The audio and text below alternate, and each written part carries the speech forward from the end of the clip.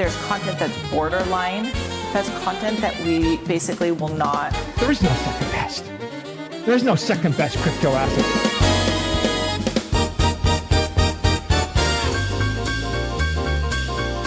I respect you, and I have a great deal of appreciation to you, JF.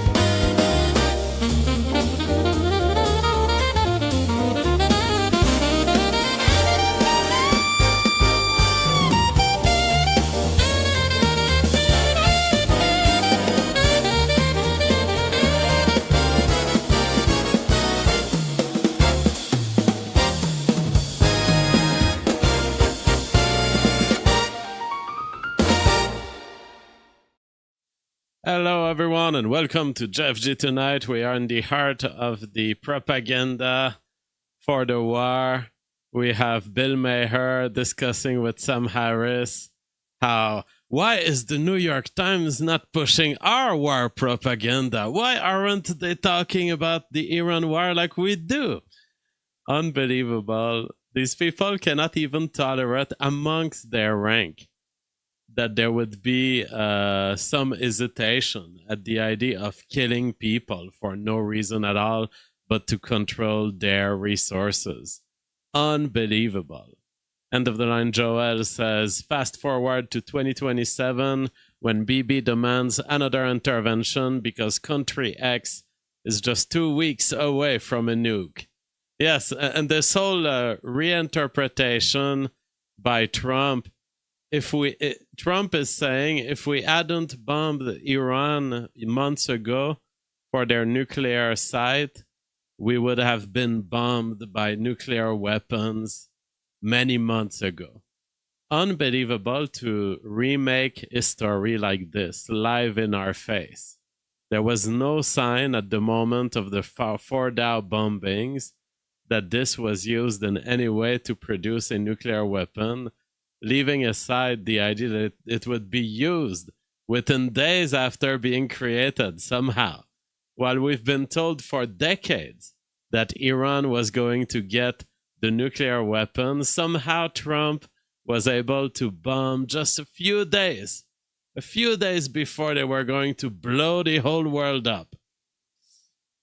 This is fiction. We live in the post-factual world.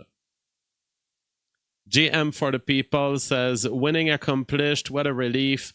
WTI down from 118 in Asia this AM to 88 at the moment. I don't know. What is WTI? What does this abbreviation mean?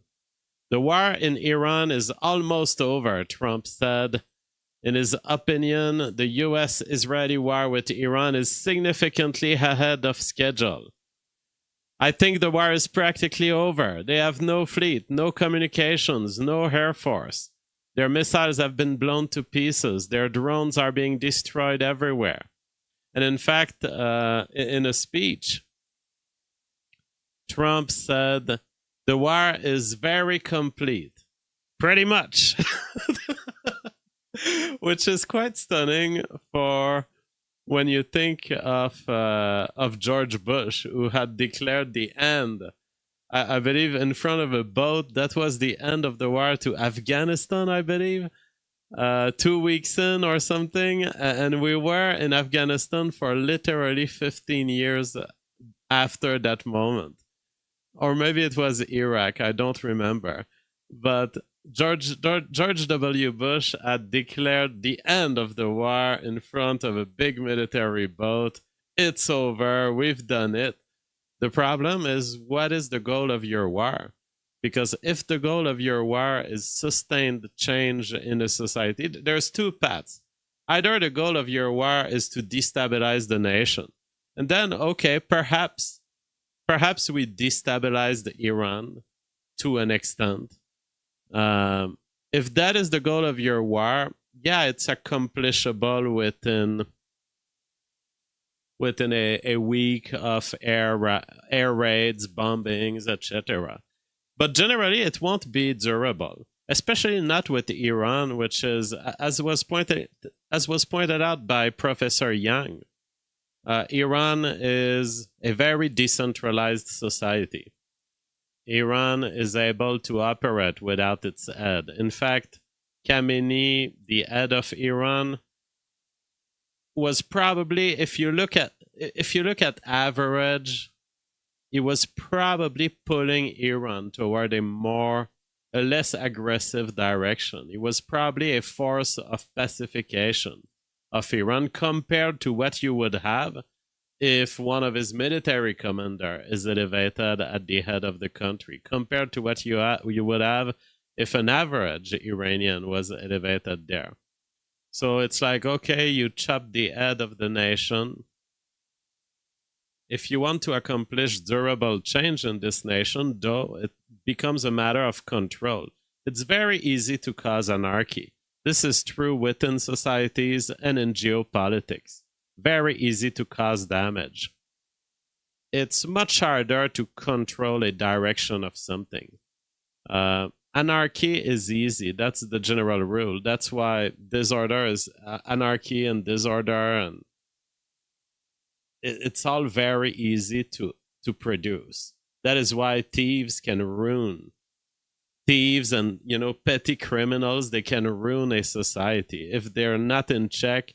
If the justice system or the police isn't into finding all of them and keeping them out of society, your society becomes extremely unviable. And Plapides, I want to address this.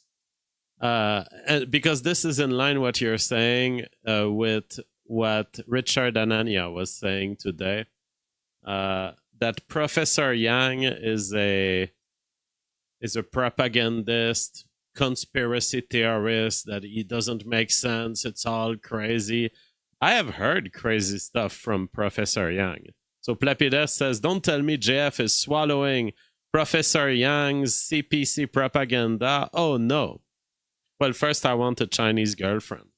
So I have to get into the Chinese culture. I have to be aware of Professor Yang's statement. No, that being said, I've heard Professor Yang say some crazy stuff, schizo stuff. I've also heard him make hours and hours of good analysis. So it's like, it's not very intelligent to just dismiss, he's a conspiracy theorist. Boom. I ignore everything he has to say. What did I just cite Professor Yang for saying? I cited him to say Iran is a very decentralized nation. He's right. I could cite him analyzing the Tehran. Professor Yang analyzes Iran as disposing of an elevated position. Very important. I hadn't fully realized this until I just watched a video of Professor Yang. So it's not because I may disagree with him on a given subject that on this he isn't right. And in fact, he deserves to be referenced and quoted, because whenever I drop an idea on this show here, I want to do my best to say, where does this idea come from? Because I could easily just tell you, oh yeah, here, come to JFG tonight. I'm going to tell you something about Iran, okay? It's a mountainous region with a very decentralized society. Now, I could do this without citing Professor Yang, and probably no one would notice, and I would be able to transmit the knowledge I've learned from him to you without getting the trouble of getting called out by you, Plapides. But I don't want to be that guy. I would rather acknowledge Professor Yang. Sometimes I believe, I think I remember weeks ago hearing stuff from him that wasn't super solid. But if he makes a 2-hour expose, and it's like, okay, maybe there's a sentence or two I disagree with him on, but for the rest, he's analyzing factual analysis of the geography of Iran, actual analysis of the society of Iran, and he just states facts during these 2 hours. I'm not going to dismiss the whole thing as this is conspiracy. Conspiracy! No.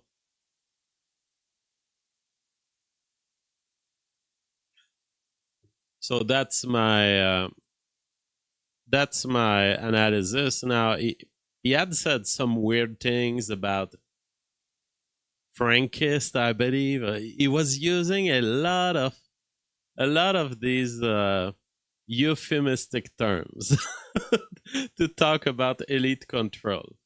And there, see, I would disagree with him. Let's be honest about what's happening to society and who's controlling it. John Drake says, Dude is definitely an anti-Western. His ideas are hit and miss, mostly miss. I mean, I don't know. I've watched a 2-hour. I watched it in diagonal. I really skipped through, but over 2 hours of what he had to say, what I saw, that's basically the only content that I ever watched from him, and I can't even say that I watched the whole 2 hours, but I skipped through it. And what I find is, okay, this guy has some good analysis of Terran stuff. It made me realize this is why Iran survives for so long. Like, it's very important, the fact that they are on a mountain. They are on a mountain, and the rest of the Middle East that is extremely oil-rich, they're all flat and low. So they have the position over the Strait of Hormuz that no one has. That is very important to understand. And even if it came from a deluded conspiracy theorist, it would still be true. Flapides says, fair enough, JF, but I have listened to many of these analysts, and they all follow the same pattern. Give many details, but ignore the overall system picture. Yeah, I mean, those are fair critiques, and I would join you. By the way, I have kind of a black eye. Don't be surprised. Maybe I have black eyes on 2 eyes. I don't know. I'm hurting in the face, and that's because yesterday my son was balancing himself on my knees, and he was like, ooh, boom. He gave me an accidental hit by the back of his head onto my face, and that was painful right in the eyes. I thought I would have a bigger damage around the eyes. It seems, aesthetically, it seems like not totally a black eye. But don't worry if you see this today. It is an accidental injury of parenting. Breaking, Putin and Trump held a 1-hour phone call to discuss the wars in Iran and Ukraine. Putin pushed for a quick political settlement to the Iran war and told Trump Russian forces are making significant progress on the battlefield in Ukraine. The Kremlin described the call as serious and constructive. It's fascinating to me how Russia has basically dealt away Iran. Because about 1 or 2 years ago, I remember news reports that Russia was in discussion with Iran that they would form kind of a NATO, kind of an alliance where there would be a promise of allied help if Iran was bombed. I don't think that this deal ever made it into something official, but I had the impression from it that both Russia and China had certain interest in defending Iran. I mean, when you think about it, 15% of the oil of China, when you see those tanks of oil burning in the city in Iran, this is oil that would have gone to China in some form. And I'm always surprised to see that China is just there emitting diplomatic statements like, oh, international law is being violated. You guys are violating the sovereignty of Iran. Not kind. It's like, imagine if America, let's say that America is buying Albertan oil. And imagine China comes in and just starts bombing all of the oil in Alberta. and Alberta is on fire. Can you imagine how long the US would just stay there and just say, that's not very kind what you're doing to Alberta? I can't believe the passivity of these nations in front of what is obviously the whole problem with Iran has nothing to do with their religion, has nothing to do with Khamenei even. It has to do with the fact that it is a part of an alternative empire and of their enrichment and functioning. It is a functional part of the Chinese empire, basically, and Russia to an extent. That's the problem that Trump takes with Iran. That's their only crime. But then if you won't let Russia have some degree of interaction or control over Ukraine, if you won't let China have some degree of benefiting from Iran, then what you're effectively saying is that the entire planet, except the tight border of Russia and the tight border of China, belongs to the US empire. This is where I take issue with all of this. Stacy White says, a few years ago, China opened up a school focusing on studying our greatest allies' strategies to conquer Western nations via subversion. Yang is an example of applying this knowledge. Absolutely. John Drake says they don't have a defense agreement. They aren't allies legally. I understand. But there were discussions, and so I thought, even if it doesn't get officialized, it shows some degree of care, some interest of Russia or China in protecting Iran. But they're just letting it go. Amazing. Now, it's possible that the philosophy of China, Russia, and internally within Iran, it's possible that their philosophy is, you know what, they can blow up whatever they want, and then we can let them win, let them go out in bravado, and all we'll have incurred are some damages, and then we'll rebuild. Maybe they think as long as they don't do ground invasion, we're good. So perhaps it's the red line. As long as America just pounds with bombs, it's possible that they don't care about it. As I've said before, life is cheap. In these countries, you know, everything can be rebuilt. Everything that's there is crap already. So it's like, okay, we can rebuild cisterns. We can repump more oil. So it's possible that for them, it's actually damage that they're willing to take in without much response. Because perhaps in the end, what they see long term is if America doesn't do a ground invasion, we're good. We're going to be able to continue the oil flow, and we don't have to respond. We don't have to create deterrence of any kind. Of course, the next generation of people who will take power in Iran, if it is let to be without intervention by Trump, they will be much more radical than Khamenei, I would expect, if Iran takes its natural direction.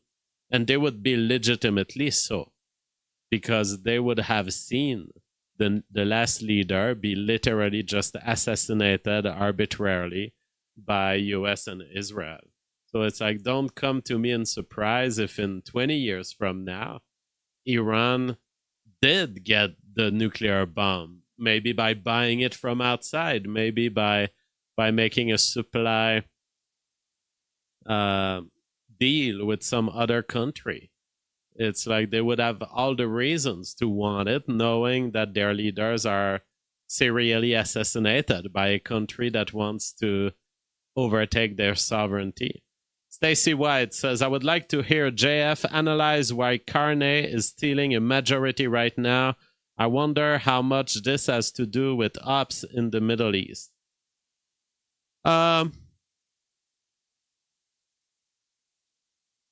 First, I wouldn't say necessarily based on I think you're talking about a survey. I've seen that survey. Surveys can be deceptive, and we don't know what would be the result of a completely new election being triggered by Carney. But certainly, Carney has been doing the right thing to re-lead a winning Liberal Party. Now, I'm not saying that he made me a liberal. I will never be. But you observe his strategy, and his strategy is much less divisive than the woke left. So basically what Carney is doing in Canada is he's taking the victories of Trudeau with the old boomer woman and the far left radical youth. So that's secured. So what does Carney do? He makes a move to the center because he knows he's not gonna readily lose the progress made on his extremist front by Justin Trudeau.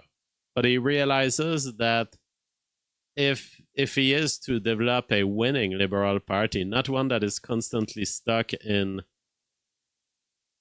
divided power, minority governments, etc., stuff that Justin Trudeau was faced with, he has to kind of open up to a true centrist, worker-based type of appeal. And he has even done stuff, to be honest, and to his credit, he has even done stuff to appease Alberta. So even the Conservatives, it's not that Alberta will start voting Liberal for it, but he has been treating Danielle Smith and his negotiation on the carbon tax, for example. He has been removing some of the harsh carbon tax that Justin Trudeau had put in place, which are literally theft of Albertans, okay? Because the carbon tax, if you want the short of it, it's like, oh, let's define how the Albertans live as bad, and let's tax it. And then let's let the rest of the provinces, whatever they do, that's fine. So it's like literally just a tax on Albertans. And he has removed it to a point where it's not noticeable on my gas bill. I pay much less every month since Carney is in. Now, please don't clip this and say JF is now liberal. But so if you want my analysis on Carney, he's doing very clever stuff because he knows that the eternal squeeze of the Liberal Party to a minority government, because they were having trouble. What Justin Trudeau has trouble with is that his extremist base is never quite satisfied, which is why they still vote NDP, even no matter how woke he went, they still voted NDP. So it's like, if you're going to lose some of these votes at some point, you have to accept it. And then you have to develop, if you want strategically, my opinion, for the Liberal Party, they want to develop a centrist Bill Clinton style of governance. So not woke. Implicitly almost like pro-white, almost. And you don't want to welcome in your party all of this woke stuff because anyways, the woke, they are not that much, the true far left woke, they are not that much of a strong force. And it's like much of them will vote liberal anyways because they're not that extremist. And so Carney kind of is counting on the fact that his far left flank is secured, or whatever the NDP steals, they can steal, but it's too costly to go there. And he sees rather the opportunity that by moving center, he can expand the power of the Liberal Party by doing stuff that is pleasing to everyone, even conservatives. I mean, we do feel a relief to an extent. First, my gas bill is almost cut in half. Boom. Trudeau, Carney. Suddenly, I don't pay $400 a month to heat in the height of the winter. I pay $200, sometimes even less. So it's like, wow. That doesn't make me want to vote for Carney, but I'm sure that it's appreciated. Stacey White says, but Pierre learned from his loss and he's taking an assertive Canada first position, standing up to Trump while maintaining a desire to have a trade partnership with America. If Pierre could frame Carney as an American wannabe and Trump bootlicker, he would repress the boomer lib vote. Well, that would be a bad strategy. So what Carney is doing is very clever. He is saying, because America is not popular at all. It's never been. The US has never been popular with Canadians.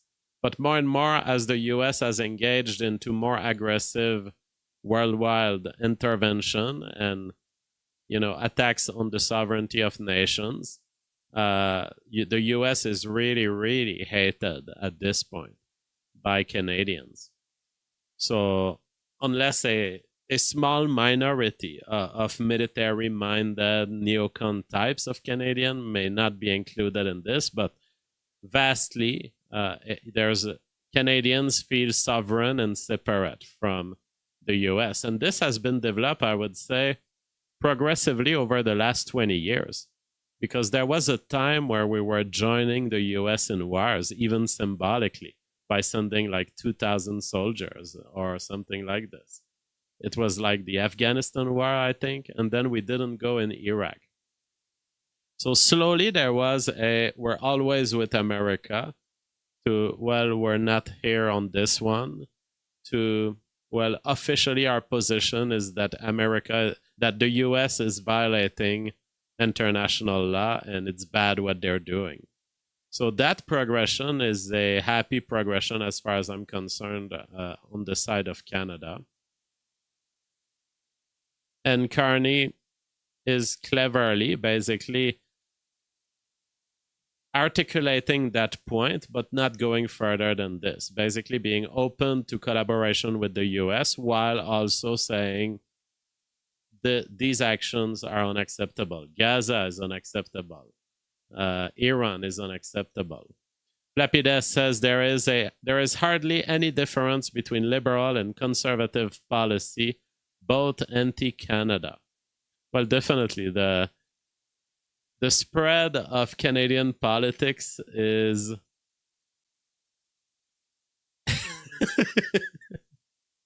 is very small. There is not much play, which is why Carney's moves are so clever. It's because it's very easy to steal the edge that Pierre Poilievre could have, that the conservatives could have. It's very easy to essentially mirror the opponent and steal the center. That is absolutely doable. And we've been talking about this principle in the US too. The parties constantly do this. Dominate more of the center by copying the other side. Because the other side isn't extreme enough, therefore easily copyable. But in Canada, that's basically the entirety of the political spectrum, because nothing is ever extreme in Canada. Roz Alert says, reports indicate that the US has intercepted encrypted communications believed to be from Iranian officials that allegedly discuss activating sleeper cells across Western countries, including within the United States. According to early intelligence reports, the messages were intercepted by US intelligence agencies and are now being analyzed, with federal authorities closely monitoring the situation. I don't even know if that's true. What did you find? I mean, if I was to coordinate sleeper cell agents across the world, I would make sure that my encryption is not easily decrypted. So it looks like what you caught is maybe some Discord messages, some chatter. It looks like this is not as serious as presented and not as official as presented. Now, it's possible that some communications of that sort are happening between terrorist cells or extremists, but I think that what this is mostly is actually preparation for a psyop. This is meant to, down the line, if there is ever a crazy guy out there who does some terrorist action, they want to pin it on the Iranian regime. So they're setting that up by publishing right now in the news, we are detecting this intelligence. We have de-encrypted this stuff. And they want to make it so that in a week, when your rando, schizo Muslim in some lost country of the US kills someone with a butter knife, that's Iran. I believe this is what we're being prepared for here. Sometimes information is meant to prepare the stage for the future. That is very noticeable. They prepare the stage. Stacy White says, I strongly suspect Carney and Trump coordinated the 51st state narrative to steal the election. If Albertans can keep the UCP grassroots and provincial level, that province is the future and our best hope. Definitely. Alberta is a healthy society. I have seen it myself moving here. What a beautiful world. What a sensical society. Well-built, welcoming, beautiful, and the humans are just more pleasant. The humans here are not as... I don't hate them as much as the rest of the humans out there. Eric Olafson sends a super chat. Let's have a look at what he says. Both Israel and Iran are becoming more radicalized demographically, with extremist factions growing.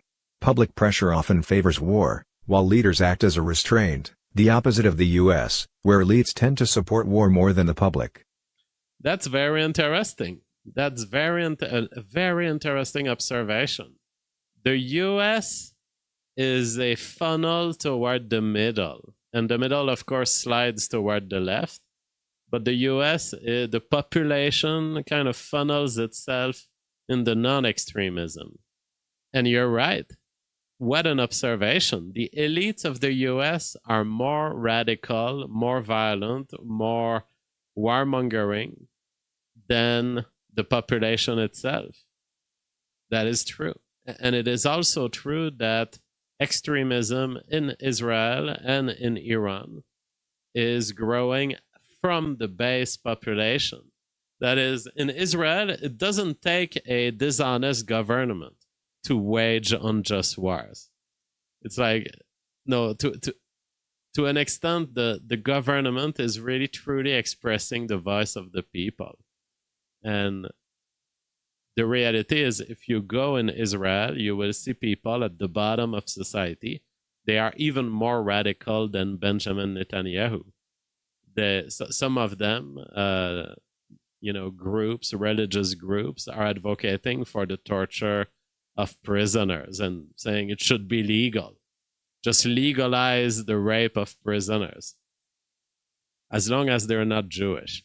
Marby Dog says American elites also eat babies.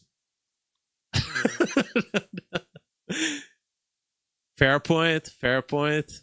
Do they, though? Do they really do that? Because I've heard this one many times, especially in the last 2 weeks. But is this true? Cyber Ed Genius says, hello, love your content. All right, thank you very much for the compliment. Thank you for the donation, Eric. Iran hits Tel Aviv, leaving multiple cars damaged. So, yeah, there is some degree of strikes over Tel Aviv. However, it is greatly, greatly exaggerated. So some of the images that you see out there are completely fake.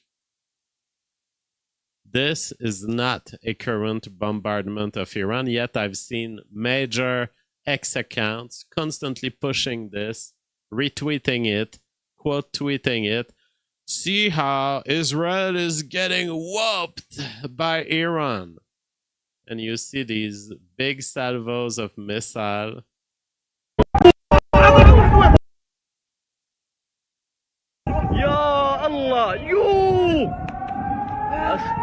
This is false. So it's one of the most regular video that I see out there. It's probably a bunch of videos that come from a collection from 2025 in the salvo exchange between Iran and Israel. But this is creating a false impression. The false impression that Iran is strongly reacting to the attacks. As far as we can tell, and as far as I can tell, Iran may have sent a couple of missiles that were not intercepted. There is some damage that is confirmed, but it is relatively small damage. There wasn't a big destabilization of Israel's society as a result, and it is really minor replies that we're seeing from the side of Iran. So it's like, it's very important to know the state of reality. Because when you have these people who are pro-Iran just cheering on fake made-up videos or old videos from 2025, creates a false impression of the balance of power in this fight. Asin says, the chat got disconnected, but I'm back. So it seems we have not lost connections. Trump was responding to a nonsense accusations that he's done, because it's widely believed that the US or Israel just bombed a school of young girls in Iran. And there's no reason to believe that this would have been done by Iran, especially given that this happened within the exact time at which the US was bombarding Iran. So it's so it's like, well, and Trump, you know how he likes to hyperbole, and he lets his hyperbole make him lie. Trump, in a discussion a few days ago with a journalist, said they bombed it themselves with their Tomahawk missiles. Iran has missiles. They bombed the girls' school. And it's like, you're going to make me believe that while the US was just bombarding Iran, a sudden idea of Iran was to send a missile onto a young elementary girls' school. That's very unlikely. Like, why would they do that? And if they did that, why would they do that at the very same time you were bombing them? It does look like your planes dropped a missile on a girls' school. It does look like it. Now, for the first time since this crazy claim of Trump, we have a journalist questioning him on it and pushing a little bit. Yeah, please go ahead. Mr. President, you just suggested that Iran somehow got its hands on a Tomahawk and bombed its own elementary school on the first day of the war. But you're the only person in your government saying this. Even your defense... Very important point by the journalist. No one else, not even the Department of War, official voices, ministers, whatever. Trump is the only one who claims Iran bombed their own school with an American missile. With an American missile. They got a hold, while we were bombarding them, they somehow found an American missile, or they had one in store, and they used that exact moment to bombard themselves more. Secretary wouldn't say that when he was asked, standing over your shoulder on your plane on Saturday. Why are you the only person saying this? Because I just don't know enough about it. I think. Now, Trump says he doesn't know enough about it. That's very different from the 3 days ago. They bombed their own school. They bombed it. They did it. Oh yeah, they chop baby heads. That's what they do. We are very far from that statement. Now Trump doesn't know. And when a journalist says, "Why did you say that?" Trump says, because I don't know. So because you don't know, you said it was Iran. Normally, when you don't know, you don't say so. You don't say anything. I think it's something that I was told is under investigation, but tomahawks are. So see the sliminess of his speech? This is what happens when you lie. I think I was told. So he's kind of framing it so that you think maybe he was told that it was them firing their own school. But now he realizes, well, that's another lie. I think I was told, but I wasn't told that. I actually lied. So he completes with, I think I was told. Let's listen to the exact wording here. I think I was told. I think it's something that I was told is under investigation. I think it's something that I was told is under investigation. So now he was told nothing. But he claimed something publicly. He made those claims without knowing, and even with knowing that this was under investigation. And it's under investigation for what? For the idea that this could be an intentional strike by the army, by the American army, or an accidental strike by the American army. But no one seriously thinks that Iran self-bombed with a Tomahawk missile. Doubting Thomas says, JF, why is there so much more effective narrative control in this war rather than with Gaza? Are they just learning their lessons, or is there something fundamentally different? Well, there is something fundamentally different, and it is that American actions are in play. Now, we all know that the genocide of Gaza was made possible by the US, but it was made without direct US actions. And so the narrative control of Gaza was totally in the hands of the Israeli, which are a less equipped society, no matter how much control they have over intelligence. And yes, they are trying to gather data with authentics and that kind of stuff. So yes, they are trying to be a psyop superpower, but they aren't there yet as much as the US is. So the reason there's so much narrative control is that the US psyop machine is very old. So when a president makes a decision like Trump did with Iran, he deploys these assets. He deploys all of the assets that will make sure that you will get these patriot accounts on X saying, yeah, hell yeah, America, fuck yeah. So they didn't benefit from this propaganda machine when they did Gaza, because that was a purely Israeli action, despite with US support, of course. But see how the US was trying to kind of make it less worse by saying, oh, we'll send boats, we'll send aid, we'll try to move the population elsewhere. So the US was there as an accessory, and they weren't in control of so much of the propaganda as they are in the Iran case. Now, there are many factors that make the campaign pro-Iran, the pro-Iran propaganda very weak compared to Gaza. So in Gaza, what did you have? You have actual videos of people suffering. We see barely any on the side of Iran. So on the side of Iran, it's a society that is less prepared for social media propaganda ops. Gaza, somehow, they probably had mastered this. I don't know if they were coached or if they were under help of some kind.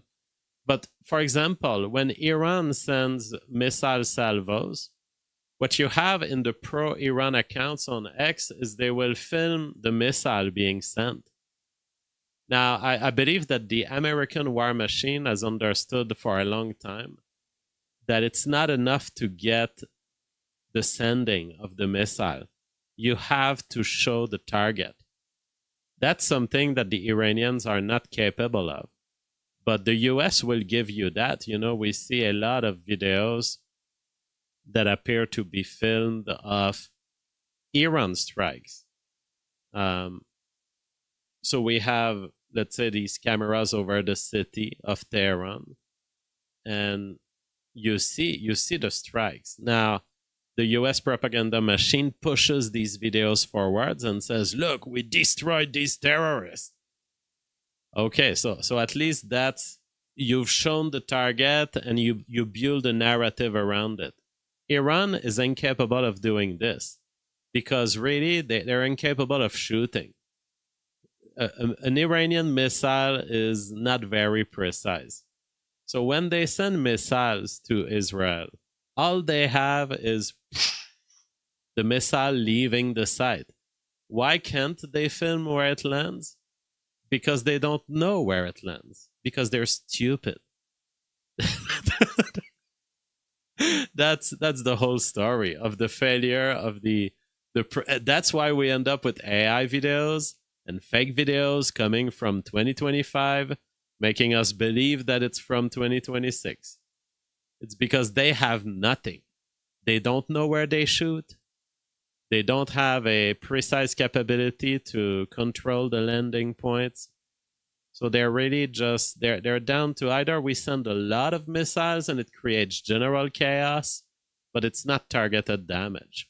Doubting Thomas says, JF, why is there so much more this was the question I was answering. Ships are reportedly crossing the Strait of Hormuz. They are reportedly turning off their transponders before passing through and switch them back on afterwards. So you can see ships are disappearing from the tracking. And then some of them are trying to pass, some of them are coming back. But it seems that some of them might be succeeding at passing, and they are reopening their transponders while they are on the other side. So perhaps there is some degree of a failure for Iran to be able to neutralize this passage.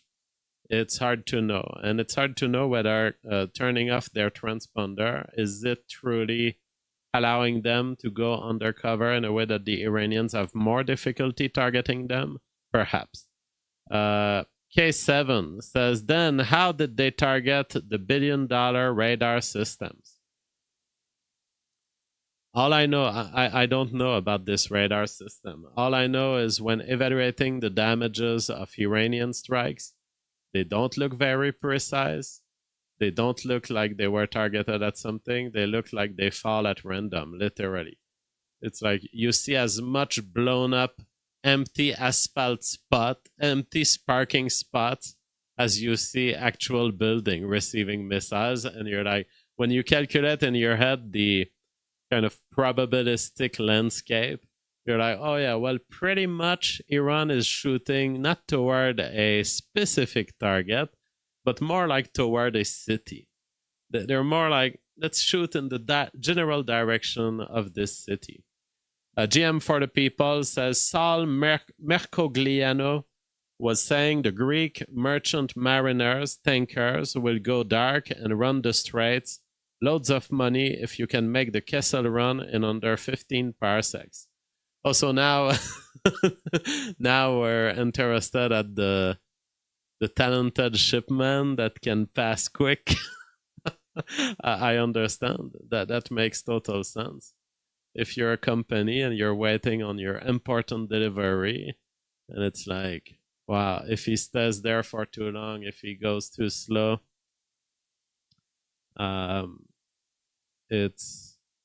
he's going to get shot and we'll lose all of our stock. We have here an anti-Semitic attack in France. People have been laughing their ass off because you'll see this guy is Jewish. He's coming to annoy protesters that are, I don't know, they're protesting against war. And he will absolutely simulate a false attack. You will see it in live.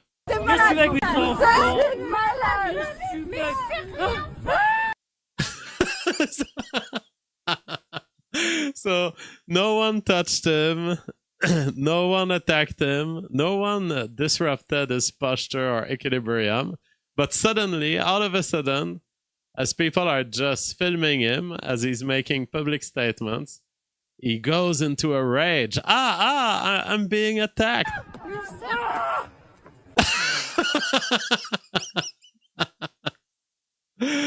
Oh, he was affected by a telepathic attack. He's even faking some kind of injury. It's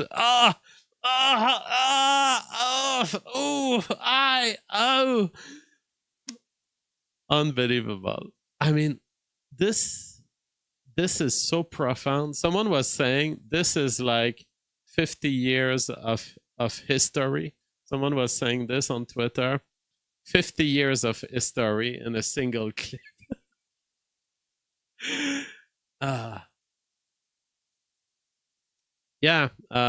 If we didn't have cameras to the degree we have, it's amazing how much we wouldn't know, just how deluded people are.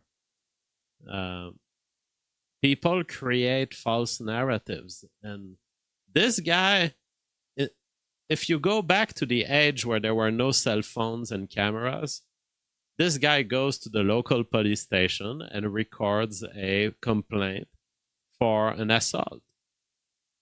And then you have the ADL down the line say, we have 10,000 assaults against Jewish people in the last month. Well, here's one of them. Here's one of them. That's how much we get to know thanks to cell phones and cameras. That's what it looks like. Now, another moment captured on camera magically is, and this is, those are the gamblings of the liberal world. It's like at some point your society accumulates enough contradictions that two contradictory things will happen in the exact same video. So this is a guy who's yelling with a speakerphone and saying, we accept everyone. We accept diversity. Now, while he's yelling that also, a Islamic terrorist comes in his back, uses his back to propulse himself and throw a bomb. So watch it because it all happens very quick. We were born and raised in New York, and we want everyone here to stay in New York. You don't get to come from outside and then tell everyone else. He was making a pro-diversity speech. We are from New York. We all belong here. Diversity is okay. And he gets a terrorist behind him throwing a bomb. And in fact, he then reacted publicly. But instead of denunciating the terrorist act, he denunciated the other side. So this is the implicit collaboration between liberalism and terrorism and criminality. They're not really annoyed at criminality. They're annoyed at the counter-protesters that were on the other side. And they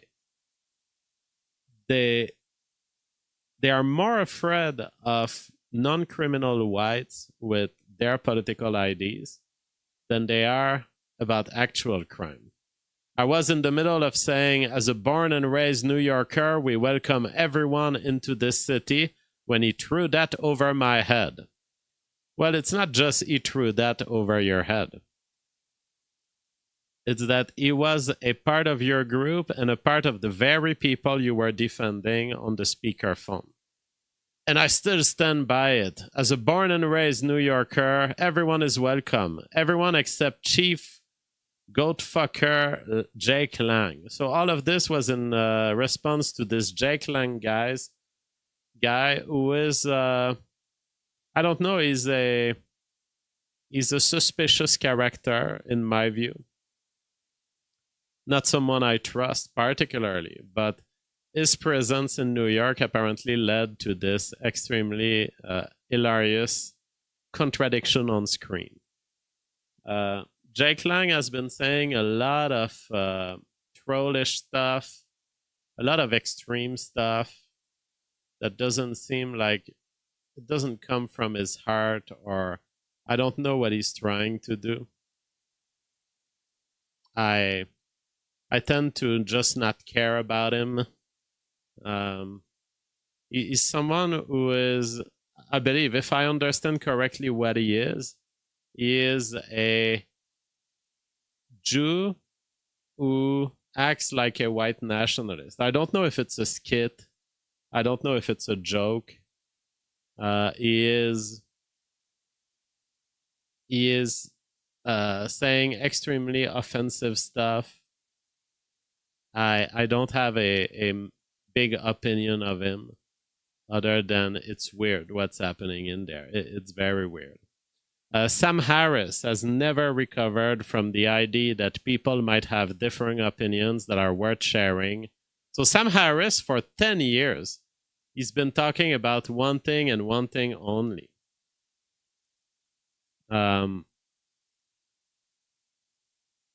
He is shocked that people can talk about truths that he finds uncomfortable.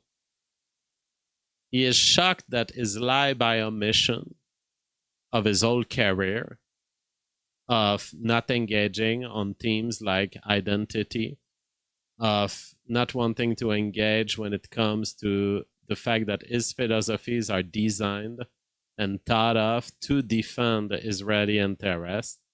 And he's asking us to not believe that. He's asking us to not point the elephant in the room of the fact that it seems that his entire philosophical system is entirely motivated by the ethnic principles that he must defend, that he is paid to defend, and that he is supported to defend, and that he defends constantly. And thank you very much, LDR, for the donation. And so for 10 years, Sam Harris has not been producing interesting philosophy. He's been mostly engaging in how is it possible that Elon leaves all of these people speak on X? How is it possible that Joe Rogan has guests like Martyr Maid? So he has become strictly a thinker of the deplatforming world. Just completely stunned at the fact that at some moment in the history of American civilization, finally, the First Amendment was actually respected. Thanks to Elon's sacrifice of enormous amounts of money, thanks to Joe Rogan being kind of courageous on certain guest choices. And he talks of how this broke the friendship between him and Joe Rogan. I feel like some of my socializing with people who either were odious or later turned out to be odious corrupted my being able to respond in real time to what they were doing to our culture. Joe Rogan was a friend. He was somebody who I made many efforts to maintain as a friend. I think he's done a tremendous amount of harm, which I didn't comment on for a long time because he was a friend, and I couldn't figure out how to touch it until I thought, okay, I just have to talk about this. And honestly, I don't think he's a friend anymore because I've tried to privately engage him, and it hasn't worked out. Well, that's on him. Yeah, but I feel like there's something. So he tried to do what exactly every Jewish guest of Joe Rogan has tried to do, which is, why are you inviting these people, Joe? Why not just us? Why aren't you just inviting us? Why are you inviting Martyr Maid? Tucker, why are you inviting Candace? Charlie Kirk, why are you letting Candace speak? Why are you letting Tucker speak? Every time, this is what they ask for, and it's what Sam Harris asked for, And Douglas Murray did the same thing, trying to discredit the idea of any important show being a place where free ideas can be shared, even if they are disagreed with by Jewish intellectuals. Sam Harris isn't different. They are all interested in creating a circle of trust in which they are the only ones defined as being right, and the alternatives cannot rise. Oh, let them speak on their little club in front of 5 people. That's free speech. But don't let them speak on Joe Rogan. I mean, you and I have, I mean, we have friends, but we also have a job to do, right? And Exactly. It's hard to do it if you're just schmoozing with Gaddafi. And now and now Joe Rogan is accused of having a relationship with Gaddafi. Sadie Edwards says censorship in the absence of is the absence of argument. Yes, that's what they've been demanding, basically. Depersonify, dehumanize anyone who happens to have an opinion, even if it's justified in facts. You know, vaccines, anti-vaccine opinions are legitimate. They are grounded in facts. They are grounded at least in a questioning of the quality of the experimentation. Did Joe Rogan ever invite Gariépy? Did Joe Rogan ever speak to Gariépy? I don't know. I've seen a meme. I've seen a meme of Gariépy invited to Joe Rogan, but no, no, it's confirmed by AI. Joe Rogan has never spoken with Muammar Gaddafi. I've seen memes. So already here, I've seen fake memes of, oh yeah, let's invite the dictators of this world. But Sam Harris is buying into the meme here. Farzin P says, Sticks update. Why are you guys constantly asking me about Sticks? Last time you guys asked about him, I went to his YouTube channel and he was there chilling and drunk and missing a tooth on his bed. So it's like, it looks like Sticks is doing great. It looks like Sticks is Sticks. What's the news update you want? Sticks is being Sticks on a bed. Those are the literally the last news available about Sticks. Yeah, Matt Walsh was doing a hilarious recap of what happened in the Jeff Epstein case. So just to recap, a prison guard who lied to the authorities about checking on Epstein also coincidentally made a series of deposits in the weeks leading up to his death that were so suspicious that the bank independently reported them to the police.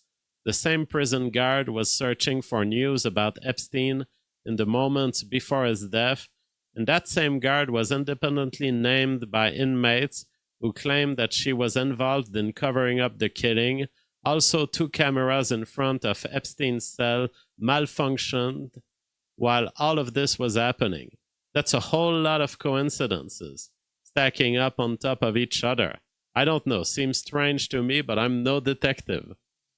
This is true. There's all these weird circumstances around the death of Epstein, and those are still not resolved in my mind. Those bank warnings did happen. Did we investigate further? You're stuck with the problem that I don't know that the government truly wants to know. I don't know that there's truly political pressure to actually search this. But I covered this, 2 years ago. That yes, there were these weird bank transfers that happened leading up to the death of Epstein that targeted 1 or 2 prison guards. And And they apparently bought motorcycles with the money. Atheism is unstoppable's heroes are having a tough time. Dawkins sees his atheism being bred out of the population. Sam Harris devolved into very basic tribalism. Yes, basically new atheism was meant to fall, not sustainable. Because when you think about the horsemen and what they truly were, it's very interesting because they were coming at atheism for various reasons. I think that for Sam Harris, it's very obvious. It's to detach himself from his ethnicity. So by adopting atheism, and very often I have Sam Harris fans coming back to me with this argument. Like, what do you say? Why do you say he doesn't talk with people he disagrees with? He keeps talking to people who believe in God. Is that, well, you're buying the red herring here. The whole idea that Sam Harris is an atheist is the unimportant thing. The fact that Sam Harris constantly defends Israeli interest in the opposition to the Muslim world, that's the important point. So when I say Sam Harris doesn't engage with the critique, Sam Harris engages with all sorts of critiques on the stuff that he uses as red herrings, on the stuff that's not truly important to him. But notice that Sam Harris will never engage on two subjects, will never have a true intelligent opponent speaking to him on these subjects: race or Israel and the Muslim world. Now, when he talks about these subjects, it is under extremely controlled circumstances, and he closes the window of acceptability, and he doesn't engage with intelligent opponents. Yes, TLDR, Sam Harris would never debate Daniel Akikaju. Exactly. Or me. Or Stéphane Moliner, you know. And even Stéphane Moliner wouldn't be... Like, he rejected Stéphane Moliner on the basis that what, he was 4 degrees of connections away from David Duke. So those are guilt by association arguments of the kind that only can build a censorship and deplatforming system. They want to create a world in which you have a massive social cost to pay. You'll never be on Joe Rogan if you think that. And they want to be the only one on Joe Rogan. That's what we're faced with. Extreme desire to cut the success of others, which is ultimately anti-American and anti-free speech. Last news item. This is liberalism in a nutshell. Polymarket announces woman driving for Uber can now opt out of picking up male passengers. This is the beauty of far leftism. So they will tell you that they are against discrimination. They will start by trying to keep everyone from discriminating against everyone else. They'll realize that doesn't work. And now they will reallow discrimination, but only on protected classes, which is why liberalism is synonymous with anti-whiteness and anti-maleness. So let's stop discrimination. Oh, well, women want to discriminate against male clients. Oh, well, that's discrimination. Well, but they need to protect themselves, don't they? Oh, yeah, they need to protect themselves. Now, women are allowed to refuse a client because they're male. The problem is, if you acknowledge that there is a legitimate reason to protect oneself from a category, why wouldn't males be capable also of wanting to protect themselves from that category. What you're saying is, females are legitimately believing at times that they are in danger with male clients. Okay. So now we're going to give them the right to discriminate against male clients. But if male clients are a danger to the driver, wouldn't we want the ability for Uber driver males to protect themselves from this danger? And ultimately, liberalism ends up only allowing the discrimination in the sense that they like. So they believe in discrimination. They believe in racism and they believe in sexism. They just want to allow the one-way sexism against male and the one-way racism against whites. ELDR says a beautiful sentence with which I conclude: the point of a system is what it does.